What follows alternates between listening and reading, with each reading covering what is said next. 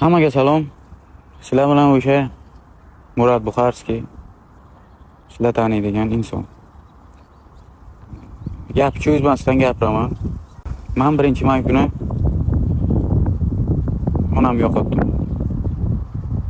Ya'ni onam vafot etdi. Qadrli, yaxshi ko'rgan insonim hayotdan ko'z yumdi. Albatta rak bilan o'simta bor edi. Shu sababli vafot qildi. Bu videoni nima uchun qilyapman? Bu gaplarim, bu ma'lumotlarim sizlarni kelajakda o'limdan saqlab qolishi mumkin. Xo'p, bu nima haqida? Albatta rak haqida. Ya'ni o'simta. Bir boshdan boshlaymiz. Rak o'zi nima? Rakni hammalaringiz bilsangizlar kerak. O'simta juda og'ir kasallik. Bu inson hujayralarini tartibsiz harakatlanishidan, ya'ni mutatsiyaga uchrashdan kelib chiqadi. Rak odatda ikki xil bo'ladi. Yomon xulqli yoki yaxshi xulqli. Yomon xulqlisi ko'payib ketadi. Man to'xtatib bo'lmaydi. Oxiri o'lim bilan tugaydi. 2021-yilda onamda rak aniqlangan, ya'ni o'simta aniqlangan. Ko'krakda operatsiya yordamida olib tashlaganmiz. Yomon xulqli yoki yaxshi xulqli o'simta ekanligini hech kim aniqlay olmagan. 2024-yilda bu o'simta yomon xulqli bo'lib chiqqan va miyada o'simta aniqlangan. Keyin nur terapiya yordamida u miyadagi o'simtani quritganmiz va o'simta uxlagan. Keyin dekabr oyida umurtqada yana o'simta aniqlandi va yana nur terapiya yordamida o'ldirdik. Lekin bu foyda bermadi. Va 1-may kuni onam olamdan o'tdi. Buni nimaga aytyapman? Mana shu 4 yil davomida rak haqida, ya'ni o'simta haqida barcha narsani o'rgandim. O'simta o'zi nimalardan kelib chiqishi mumkin? Genetik. Ya'ni ota-onasida yoki buvasida, avlodlarda bo'lishi kerak bo'ladi, lekin onamda u narsa yo'q. Yoki ovqatlanishdan, stressdan, organizmlar charchashidan, chekishdan kelib chiqadi aslida. Lekin onamda bu narsalar birontasi yo'q edi. Unda nimadan kelib chiqqan bo'lishi mumkin? Men buni bugun 4 yil davomida barchasini o'qib, o'rganib, ko'zlarim bilan ko'rib javobini topdim.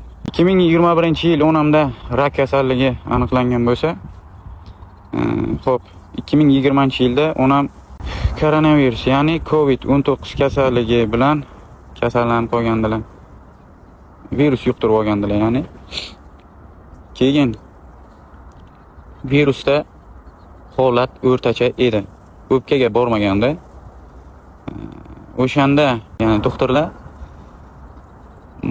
odamlarning hayotini saqlab qolish uchun oxirgi chora sifatida gormon urishgan, ya'ni kortikosteroid gormoni. Bu gormon haqida sizlarga ma'lumot berib o'taman. Kortikosteroid gormoni odamni ichki a'zolari yallig'lanishini oldini oladi, davolaydi va qisman sizni yaxshi holatga keltiradi. Lekin immun tizimini o'ldiradi va sizda yomon hujayralar rivojlanadi, ya'ni tezlashadi. Masalan, sizda rak hujayralari bo'lgan bo'lsa, ya'ni uxlab yotgan bo'lsa, rak hujayralar ularni uyg'otadi. Gormon. Tushunarli? Siz masalan 65 yoshda rak kasalligi bo'lishingiz kerak bo'lgan bo'lsa, hozir olsangiz, masalan 40 yoshda olsangiz, 1 yildan keyin rak paydo bo'ladi sizda. Gormon olsangiz. Shunaqa narsa. Lekin gormon olayotganingizda bu narsalarni sizga hech kim aytmaydi. Yomon hujayralar bo'lsa, demak sizda o'lim tezlashadi. Ya'ni bu bilan nima demoqchiman? Garmon yaxshi, nimanidir yaxshi hayotingizni qutqarib qolishi mumkin garmon, lekin sizni qiynab o'ldirishi mumkin. O'shanda onam garmon olgan edi. Ungacha hech qanaqa yomon kasalligi yo'q. Kasallik tarixi bo'lmagan onamda. Faqat shu Coviddan keyin hammasi boshlandi. Sentyabr oyida bo'lgandi va 2021-yil fevral oyida boshlandi. Bu og'riq va o'simta aniqlandi.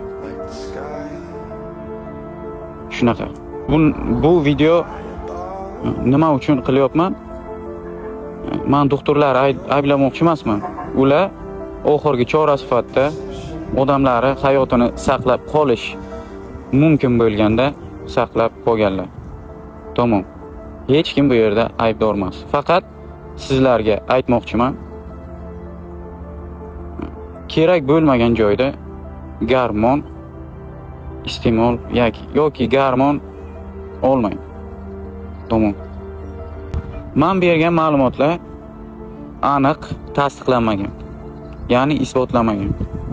Lekin men o'z ko'zim bilan ko'rganman, og'riqni his qilganman va mana bugun aytib turibman. Bu hali fanda yoki biron joyda isbotlanmagan gap.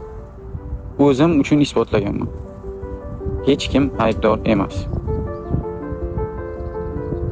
Va bu xato menga hayotimda juda katta dars bo'ldi.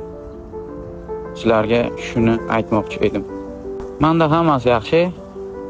Hammasini o'ylab ko'rdim va menda hammasi yaxshi, tamom. Boshqa ortiqcha gap yo'q. Ijod davom etadi.